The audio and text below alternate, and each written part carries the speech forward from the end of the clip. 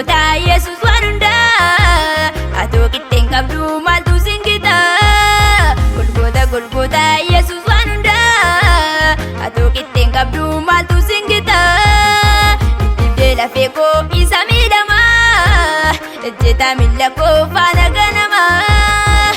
ibde la feko isa midama jeta millako fana ganama fana ganama Yesus ita manama fana ganama Yesus ita manama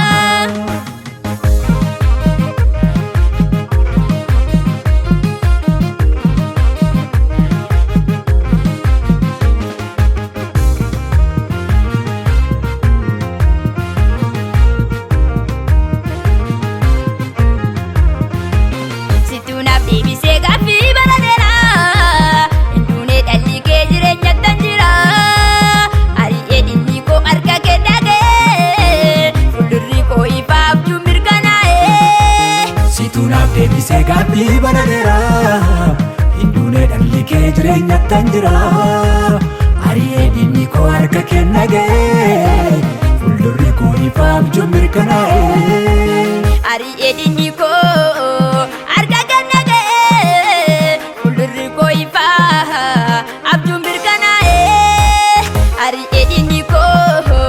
harka kenna ga'e fuuldurri koo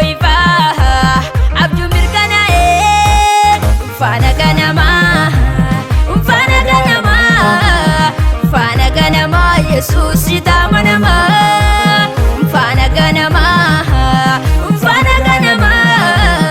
fana ganama Yesus ita manama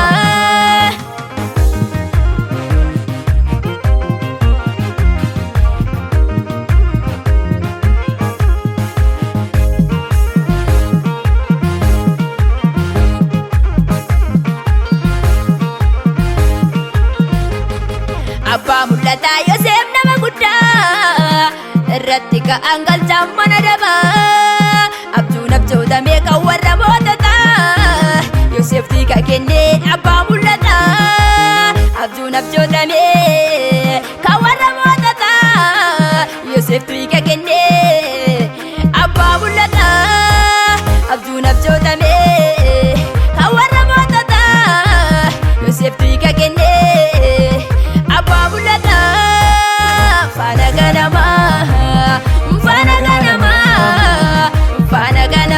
Yesus ita manama fana ganama Yesus ita manama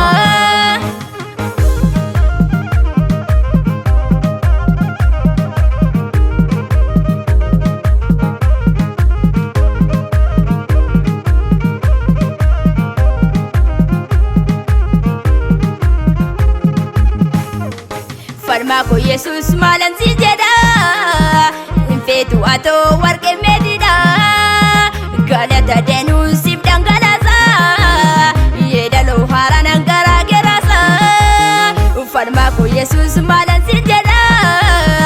infetu ato warke medida galata denu sib dangalasa yedalo haranan gara gerasa galata denu Loaran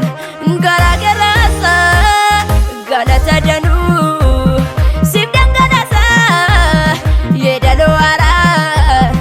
gara gerasa golgota Yesus wanunda ato kitten kabdu maltu singita golgota Yesus wanunda ato kitten kabdu maltu singita ibde la feko isamidama jeta millako fana ganama ibde la feko isa midama jeta millako fana ganama